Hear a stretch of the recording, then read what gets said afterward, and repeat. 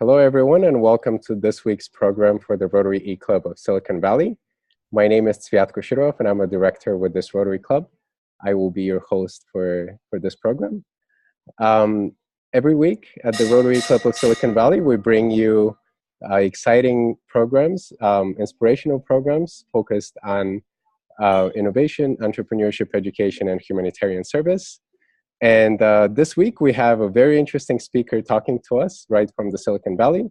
But before I go into introducing her, I'd like to just acknowledge a couple of our club members that are on the call.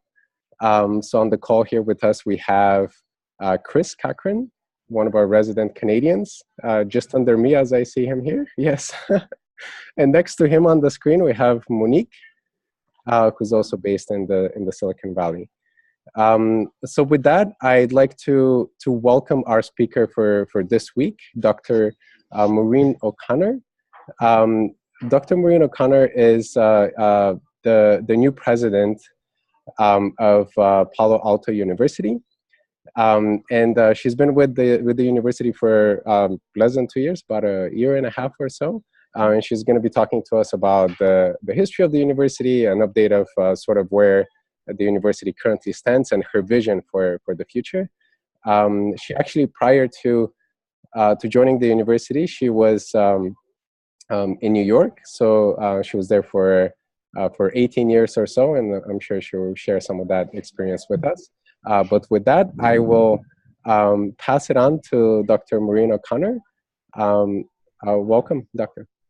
Great. Thank you so much. I'm delighted to be with the Rotary here from Silicon Valley. I'm sitting in my home office today in downtown Palo Alto. So greetings from Palo Alto. I joined Palo Alto University a year and a half ago as only its third president. And I'm going to get a few slides to show you a little bit about the university.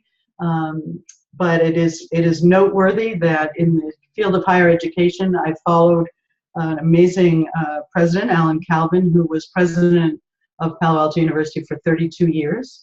So that's a very unusual tenure in university presidents. So it was really his innovation and his foundation that built the university. And I'm just honored to be following in his footsteps. So I'm going to share my PowerPoint with you as I go through it, and I hope we'll have time in the end for questions. All right. There we go. Did that work? You can see my PowerPoint now, I hope. Yep, it worked. Right. Yes. So Palo Alto University was established in 1975 as the, let's see, there we go, as the Pacific Graduate School of Psychology. So some of you may know it as that.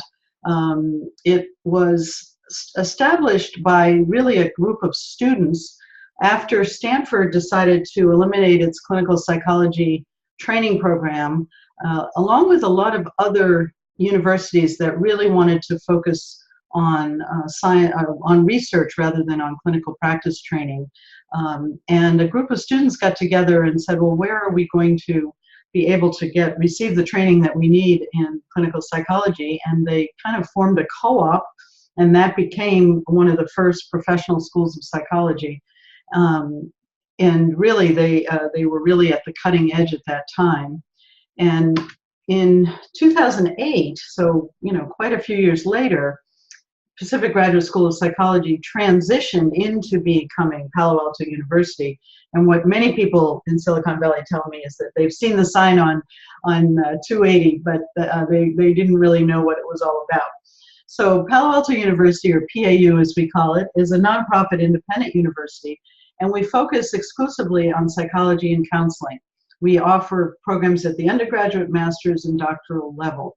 It's a very unusual model in higher education. I was talking to somebody the other day, similar to the Manhattan School of Music. So all of our faculty are psychologists and counselors interested in mental health and the science of behavior, and all of our students are pursuing degrees in those two areas. So I'm going to tell you a little bit about the degrees that we offer and how we structure it, but it is a very unusual model, and I think it gives us a lot of competitive edge in terms of being leaders in our field.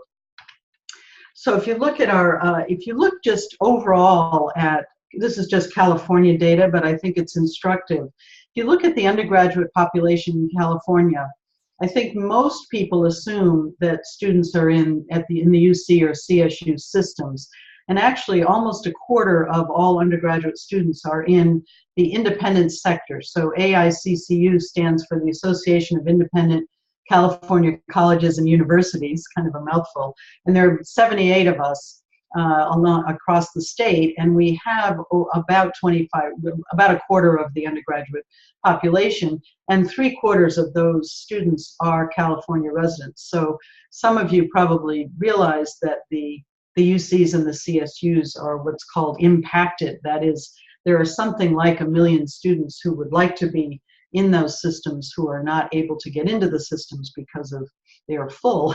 So, so the independent sector really plays a crucial role in educating the population in California. We also employ, over 88,000 people in the state. At the graduate level, it's even more dramatic. The independent colleges and universities, so, Santa Clara, Stanford, Caltech, a whole variety of, the Claremont schools, et cetera, have about 56% of all the graduate students in the state. And the UCs only serve about 21% of the graduate population, and the CSUs 23%. So the estimates, particularly because of the professional and schools, professional degrees that are offered, is that the independent sector is a crucial part of the California economy and higher education landscape. And as some of you may know, the California Compact, which is the plan for higher education in the state of California, was developed in 1960. Yeah, that's 1960. There is now an effort underway to begin to think about a new plan. And so one of the things that many of us have been working on is how to ensure that the independent sector continues to play a crucial role in that revision. So here's our treehouse sitting up in the Rostradera Preserve. So when you've gone by and seen the sign on 280, if you go onto a Rostradera Drive, you will see our sign, and we are sitting up in the hills of the preserve, and it's quite a beautiful setting. If I had more time, I'll tell you a little bit more about the history of the building, but it was one of the early research centers in Silicon Valley, started in about 1960-61. So there's some really interesting history in our building. So if you look at the other thing about the different sectors, and the thing that we try really hard in the independent sector is that because we can offer students a little bit more individualized attention, we do tend to actually have better graduation rates. And actually at PAU, we have, particularly for our 2-year undergraduate junior and seniors, we graduate those students at about an 82% rate in 2 years. So, so there's some really important issues related to the numbers on this screen, and I could do a whole talk related to that. We could perhaps talk about it later, but we're doing quite well in terms of our ability to graduate students once they join us. So why psychology and mental health, and why PAU? For me and for those of us at the university. So I sometimes I kid. So this is my office in New York City, the corner of 35th and 5th Avenue. If you look up about 6 floors, my office, this is the scene that I looked out on every day for almost 18 years. I ran the doctoral program in psychology at the CUNY Graduate Center, which is the doctoral granting degree institution for the City University of New York. And we had over 500 students getting doctoral degrees in psychology spread across the 5 boroughs of New York and the 8 senior colleges. So those of you who know New York, that was a pretty big program and very, very busy environment. This is the view now from my office. So sometimes I have to say, why didn't I come to this view sooner? I wasn't actually looking to leave New York. and even though this beautiful view appears before me, but what I was attracted by was the opportunity to lead an entire university dedicated to the field that I'm passionate about. It was like somebody designed a dream job and then came to New York and found it and found me and gave it to me. So that's how I feel about the job. I'm able to think about the field, the discipline of psychology and counseling, how we should be delivering mental health services, who should be delivering mental health services, how to better populate the mental health system with people from various cultures and ethnicities, all kinds of questions where we can play a real leadership role because of our specialty focus. So speaking of our focus, so we have currently a couple over 1,100 students. Not all of them are on the Arastradero campus.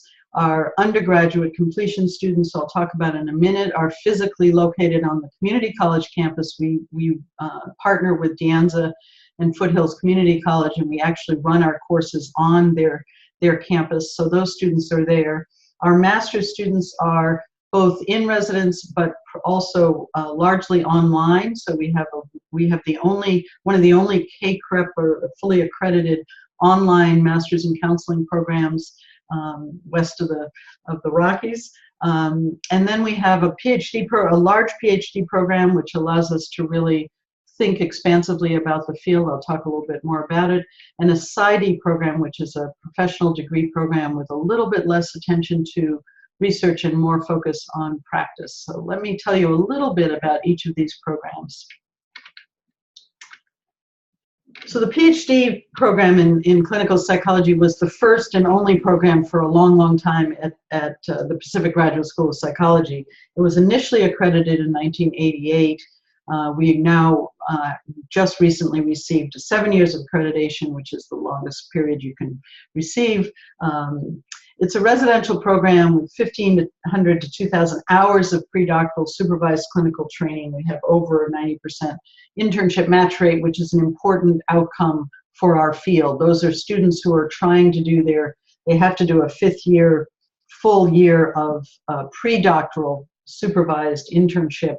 And that can be anywhere across the country, but we work to get them into American Psychological Association accredited internship programs, and we've done exceedingly well with that program. Very cool thing about the PhD program is that we have 7 or 8 emphasis areas, and we're still the only accredited clinical program in the country with an emphasis area in LGBTQ psychology. We're about to make a second hire of faculty into that area. We run a specialty clinic in sexual and gender identity, and we have a center for research and evaluation in LGBTQ psychology. So we are really one of the leading programs in the country in that area. We also have a very strong forensic psychology program. We have a wonderful program in mindfulness and other just general sort of clinical training areas. If we were to graduate every student who's now currently enrolled in the program, we would actually graduate 5% of all Latina psychologists in the country this coming year. So because of our size and because of the strength of our training, we can actually shape the field. We also offer this PsyD program, which is a consortial program with Stanford Psychiatric Department. So many years ago, this was initially accredited in 2006, but the idea was that even though the Stanford Psychology Department did not offer a PhD in clinical psychology, the medical school was interested in having psychology graduate students, particularly because they tend to be more interested in research and wanting to do the kinds of behavioral research that many psychiatrists want to do. So we have this wonderful consortial arrangement with Stanford.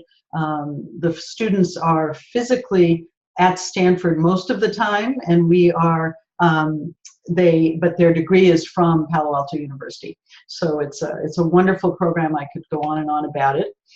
What makes both our PhD programs particularly strong is that in the second year of their training, students spend the entire year at our Gronowski Center Training Clinic, which is on El Camino, just into Los Altos. At that clinic, we offer over 400 clients every year, almost no cost. It's about $10 an hour that they pay for therapy. We don't accept any insurance. We take all comers, and every student works with up to 4 clients. Every hour is supervised. Every supervision is group supervised. There's videotape of every session. It's an incredibly in-depth and intense program that the students often are very, very anxious about as they go through it, but when they get out and are out in the community, are often told how well-trained they are. So we're very proud of our training clinic, and we're looking for ways to partner with more people in the Silicon Valley to make it better known and to figure out how to do partnerships. We'll talk a little bit more about that. Our specialty clinics, we have a Clinica Latina where both the training and supervision are done in Spanish and the therapy is done in Spanish. We have a sexual and gender identity clinic in which those folks dealing with issues related to gender identity come in for therapy, which is very, very different than folks who are coming in for sort of more traditional kinds of psychopathology. So it's really specialized and has to be done in a careful and very, very culturally competent way. We also have an assessment specialty clinic. So those are within the training clinic. We offer a master's program in psychology, which is really kind of a precursor to the PhD for those who are trying it out to see whether they want to come into the PhD program. And then our master's in counseling program, I'm very, very proud of.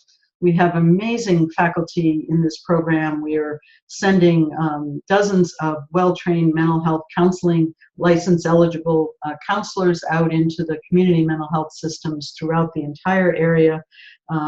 Every agency I go to, I'm told how much they enjoy having our students, so I'm always very, very proud of that. And they come to us almost always already with experience and with interests, and then they get the formal training that they need to become a California licensed counselor. So that's a very exciting program, and I can talk more about that one. Our undergraduate programs, I think, are very interesting programs, obviously because we only have psychologists and counselors on the faculty. We can't offer history and philosophy and English and things like that. So the students come to us with their associate's degree from the community college, what is called transfer eligible. So they're all ready to be transferred into the CSU or the UC system if there's a space for them. But if they want to be in psychology, we offer them the chance to get their major in psychology and social action or in psychology of business. So those are our 2 specialty areas. It's a 2-year program. They get an it's a very diverse group of students. They tend to be a little bit older. They tend to have had other kinds of careers, and they're often doing career change when they come to us. So it's a really interesting program that I could talk about for a long time. The social action students spend an entire year in a community agency, and as do the business students. So they have a full year internship requirement in their senior year, and they do a full report on that experience. Many of our students tell us that they get job offers after that year of internship. So I met with a student yesterday who's starting an HR internship at Samsung, and is very, very excited and thrilled about it. So we are sending our students off to internships in the Silicon Valley and looking for even more partnerships on that score. We are particularly, and if you look at our mission statement, particularly dedicated to diversifying our profession to better match the diverse clients that most mental health professionals see in the community. We last year won the American Psychological Association's major award that it gives for recognition of diversity initiatives. It's called the Richard Swin Award. We also consider our veteran students part of our diversity initiative, and we're working really hard to, particularly those in the master's and doctoral programs, almost to a vet, want to work with veterans, particularly with PTSD, and we're really thrilled to have them joining us as students, because they bring more experience and more thoughtfulness about the need for the kind of training that we're giving than a lot of other students. So we're very committed to our cultural competency and our diversity, and we're working really hard to make it be exceedingly integrated into everything that we do in the training of our students and in our faculty as well. I haven't said too much about the faculty, but they are an incredible group of psychologists and counselors. They are all around the community and working with people in so many different agencies. One of our faculty, for example, just got a 4-year contract with Santa Clara County to deliver cultural competent suicide prevention training to the entire county. Other faculty are working to train mental health professionals in mindfulness so that the caregivers feel taken care of. We have an amazing faculty member named Chris Weaver, who is involved in training police officers in understanding PTSD and in recognizing implicit bias in the work that they do. So we have just an incredible array of faculty. I wish I could tell you about each one, but when you come learn more about us, you'll be able to meet them. Of course, our key community partners, I've mentioned Stanford, I mentioned De Anza Foothill Community Colleges and Chancellor Minor, been huge supporters of our Bridge program from the community college.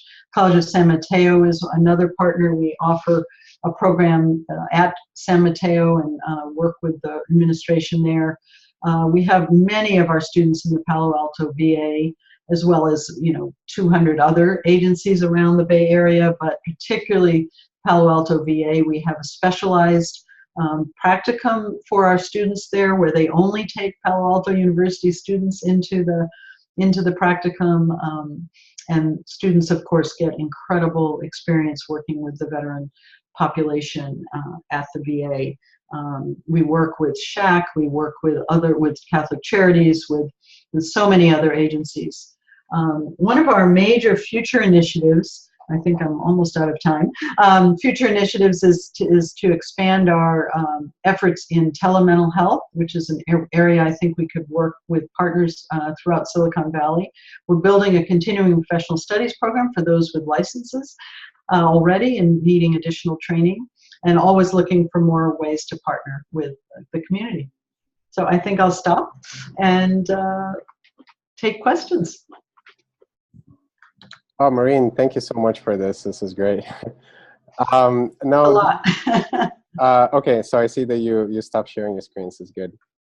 All right, so thank you so much for this presentation. This was a very nice overview of the different parts of the university, and I'm so impressed with how involved your students and your faculty are in the community as well, and like the university as a whole, in addition to just the the activities that are more directly associated with the university itself, with the institution.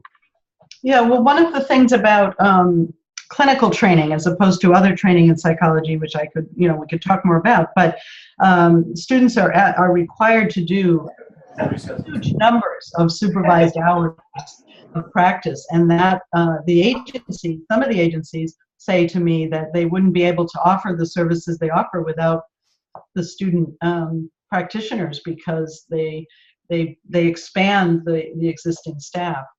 So I know, like at Life Moves, which is the major homeless agency in the county, or in the whole area, they have at least 6 or 7 of our students every year in their mental health clinic for people who are homeless. So it's really, we really expand the mental health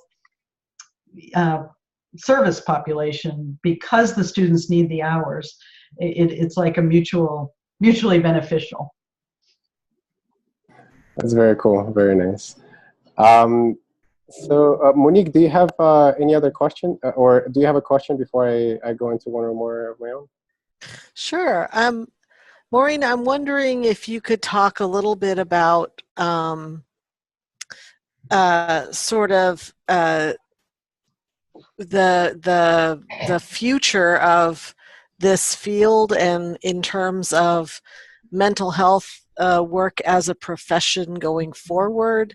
I know that many of our members are younger and they may be considering advanced degrees. A number of them work in nonprofits and in education. And what would be the job prospects for someone who receives a degree from Palo Alto University, and I'm sure you guys have assistance for people as they're going out into the world. So can you talk a little bit about that? Mm-hmm.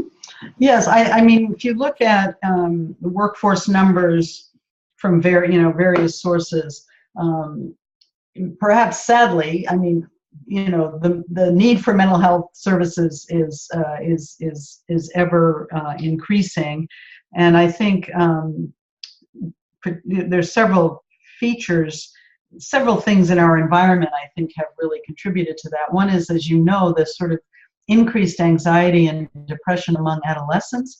That's just a huge issue that our field is trying to deal with and trying to work with schools and parents, and so there's just a lot of need in that community. The veteran community, certainly, people coming back from multiple deployments and all kinds of things. There's all kinds of issues related. So the need is huge. There's one of my colleagues, wonderful Professor Bar Taylor, is one of the leading experts in the country on eating disorders, for example. And I mention him because he has this amazing map. I should have had a copy that shows the estimated number of people around the country, and this, largely women, but not exclusively, and lots of adolescents, not exclusively, with eating disorders. And then he takes that map and then he lays on the map of available services, and it's dramatically under available. There's so many people in many areas of this country who are not getting any treatment or service. And I think you're seeing with the opioid epidemic as well, there just aren't enough strong, what we do is evidence-based therapy. There aren't enough well-trained clinicians. So I'm very, bullish on sort of a, mixed bag, but I'm bullish on the need for people in our field. But the telehealth initiative is an important one because of that need, and because of certain types of populations in certain areas. We're trying to figure out how to take evidence-based therapy that was really built for a one-on-one, face-to-face kind of environment, and through empirical research and through testing, figuring out how to adapt that to at least technology enhanced, if not completely, technology based. And that requires, you're seeing now, click here if you're depressed when you go on the internet. We're very worried about those things because most of those are not people with, who have done evidence-based therapy, who understand what people in those situations need. So we're actually working really hard, and Ricardo Munoz, another wonderful faculty member, to adapt what we know has worked in a face-to-face environment to a tele-environment. And it is not a simple one-on-one, transfer. You don't just put up the treatment online and now suddenly it works. But those are important innovations if we're going to reach the types of people who really we need to reach. And they're not, there just aren't enough, frankly. There aren't enough people in every community for that purpose. So it's a great area for people. I was saying to this student who's starting in his internship this week at Samsung in their HR department, and I said, I understand that HR is a very important field, but really it's psychology. It's about organizational behavior and understanding how people in organizations work, and that is what psychology does. So we're now working to sort of we're trying to build better support for people who want to go that path. So it might not be a mental health path, but it might be, working in employer relationships or employee, settings. So psychology is sort of foundational. I feel the same way about education. Somehow education became somewhat separated from psychology, but if you want to understand how children learn, you look at psychologists' work, research on learning and memory. So it's foundational to so much of what we do, and I think there's only more we can be doing. Great, thank you. Thank you, Maureen. This is very cool. I like how you touched on the relationship to business now through the role of psychology in HR. So very important. And diversity, frankly. Yeah. I mean, a lot of the diversity issues really come down to understanding behavior and relationships and all kinds of things. So. Yeah. So before we wrap things up, we're coming close on the 30-minute mark here. I wanted to just quickly ask, what have been some of the bigger challenges that you've seen now that you've been with the university for over a year? Can you share some of those and how you were able to handle them? Well, you're going to laugh when I tell you the biggest challenge so far. I think Monique knows this, is parking. I can't. It's just, when that was the one thing in New York City I never had to worry about. Nobody used, nobody drove, nobody used parking. So it is really challenging, actually, in all seriousness.